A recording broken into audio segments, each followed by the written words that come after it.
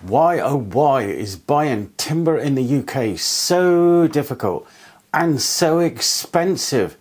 If you work for a timber supplier or own a timber supply business or even know of a timber supply business, please contact me and put me out of my misery.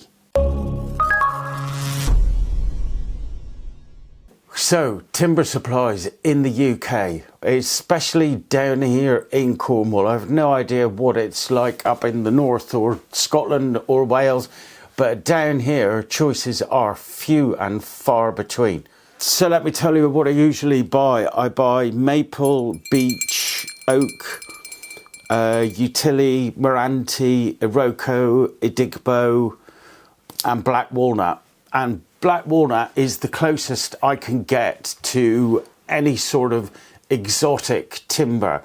I cannot for the life of me find a supplier for anything outside of what I've just mentioned, unless I do this. I'll come back to that in a minute. So the timbers that I've just mentioned, in order to get them delivered down here, so we're talking about 80 miles from where the supplier operates from to get down to me, I've got to buy in rather large quantities to get the price break that I need in order to make a reasonable profit on the products that I make.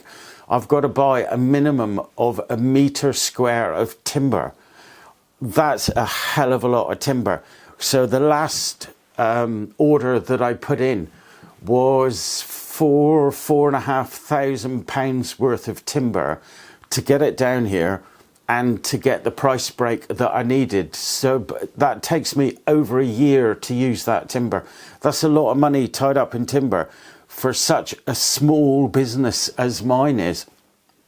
And I still can't get the exotics. I can't even get cherry. So I've searched the internet high and low up to the point where I've lost the will to live, waited for a week and gone back and tried again. So I've resorted to looking at online only suppliers where you can buy smaller bits of timber, little pieces of timber. That means the price per board foot or per square foot escalates so quickly, it's almost exponential. Let's look at the prices that I'm paying. I'll put some numbers up on the screen for you so that we can establish a baseline and compare apples for apples. The prices that I'm going to put on the screen are for sawn timber, 38mm thick or thereabouts, and per cubic foot, and I've included VAT.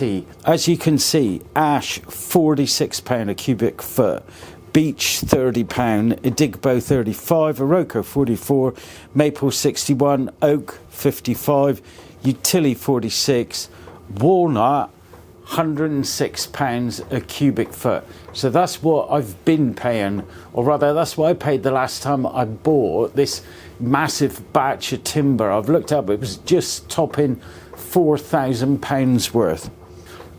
As I said, that's a hell of a lot of money to lay out, and you've got to think of it as an investment because prices just go up. So I can continue to make my products at that baseline cost, if you like, and keep my retail price the same even when others go up. I also mentioned earlier that I've been after some exotics, so I finally bit the bullet and I purchased this. So let me unwrap this and show you what I bought.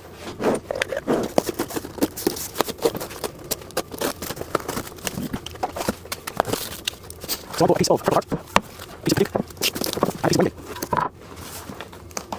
And that's for a different project.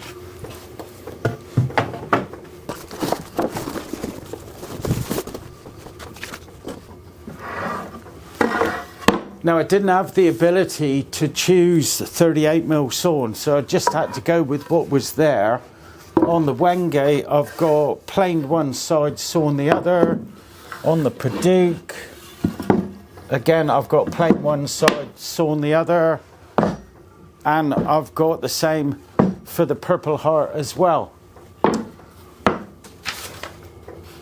So first of all, the prices, and then I'll tell you why. So the prices of these, again, converting it to price per cubic foot, including VAT, the Purple Heart, £207 a cubic foot. The Paduke, £187 a cubic foot. And the Wenge, £250 a cubic foot. Wow. And I forgot to get the cherry out. I ordered cherry in a separate order because I had to order some Indian rosewood for a job I've got coming. Look at that. Beautiful. And as I was on their website placing another order, I thought I'd get a piece of cherry. Everyone else on YouTube uses cherry, why shouldn't I? It's not fair. So I bought rather a larger piece of cherry. As you can see,